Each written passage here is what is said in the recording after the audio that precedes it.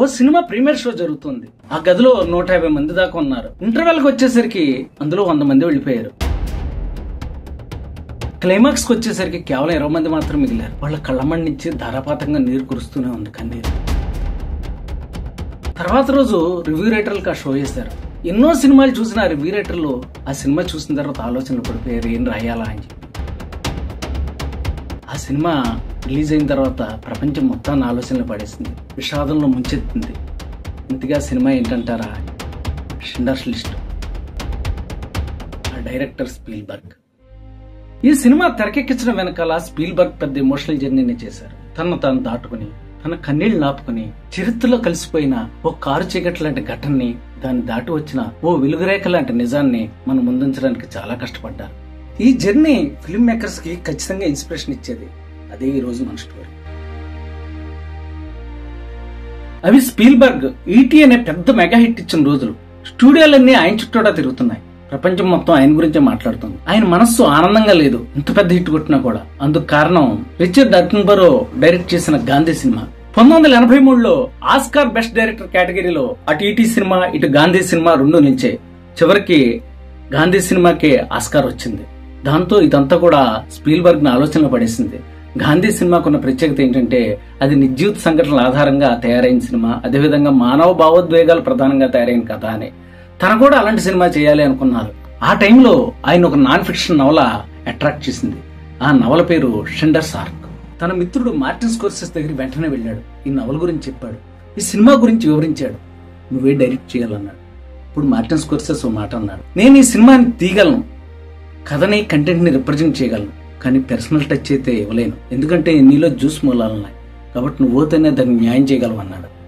ఆ రకంగా స్పీల్బర్గ్ ని కన్విన్స్ చేసి ఈ సినిమాను ముందుకు వెళ్లేలా చేశారు మార్టిన్ స్కోర్సెస్. అయినా స్పీల్బర్గ్ మనసులో ఓ మూల డైలమా ఉండిపోయింది. దాన్ని బెర్లిన్ లో జరిగిన సంఘటన తీసేసింది. 80లో బెర్లిన్ కూడా కూలిపోయిన తర్వాత జర్మనీలో మళ్లీ నాజీజం తలెత్తింది. హిట్లర్ ని, నాజీల్ని సపోర్ట్ చేసేవాళ్ళు చాలా మంది పెరిగిపోయారు. అసలు హిట్లర్ అటువంటి మానవహోమం ఏమీ చేయలేదని, యూదుల్ని ఇబ్బంది పెట్టలేదని వాదించే వాళ్ళు ఎక్కువైపోయారు. ఇదంతా కూడా స్పీల్బర్గ్ చెవిన పడ్డం మొదలైంది. ఆ క్షణం ఆయన బలంగా ఫిక్స్ అయ్యారు. అలా వచ్చిందే ఈ సినిమా. ఆయన షూటింగ్ చేయనివ్వకుండా ఆయనలో ఉన్న ఎమోషన్స్ అడ్డుపడిపోయాయి. లొకేషన్ లోనే బోర్ నేడ్చేసేవాడు. ఓ టైంలో అయితే ఇక నేను షూటింగ్ చేయలేను, ఇక నా వల్ల కాదు అని చెప్పి బయటకు వచ్చేసాట. అలాగే సినిమాలో ఓ సీన్ ఉంటుంది. ఆ సీన్ ప్రకారం జ్యూస్ని కొంతమందిని ట్రైన్ లో తీసుకొచ్చి తల్లి నుండి బిడ్డలను వేరు చేయడం, అదేవిధంగా ఫ్యామిలీ సభ్యులను ఒకళ్ళ నుంచి ఒకళ్ళని వేరు చేయడం ఉంటుంది. ఆ సీన్ ని ఎడిటింగ్ రూమ్ లో చూసిన స్పీల్బర్గ్ ఎడిట్ చేశారట. ఎడిట్ చేస్తూ తానింత కఠినమైన మనిషిన నేనేనా తీసింది ఈ సీన్ అని చెప్పి అనుకున్నట్ట. ఇలాగా నా సీన్ నేనే చూసుకుని ఏడ్చిన సందర్భాలు ఎప్పుడు లేవు, భవిష్యత్తులో కూడా ఉండవు అని చెప్పి స్పీల్బర్గ్ ఎమోషన్ అయిపోతూ చెప్పుకుంటూ వచ్చారు ఈ సీన్ గురించి. సినిమా చివరిలో ఓ అద్భుతమైన షాట్ ఉంటుంది.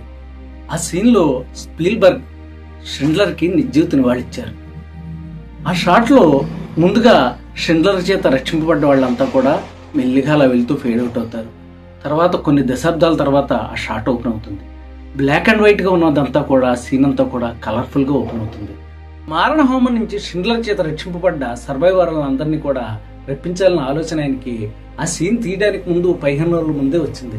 దాంతో వెంటనే దాన్ని అమలుపరచాలనుకున్నారు. సాధ్యాలు ఆలోచించలేట. వెంటనే కొంతమందిని మెయిల్ ద్వారా, కొంతమంది ఫ్లైట్ ద్వారా, రకరకాల మార్గాల్లో కొంతమంది మనుషులను కూడా పంపించి ఆయన రప్పించారట. వాళ్ళందరూ కూడా వచ్చి వాళ్ళ ఆచారం ప్రకారం ఆ సమాధిపై, షిండ్లర్ సమాధి మీద ఒక్కొక్క రాయి పెట్టుకుంటూ వెళ్ళారు.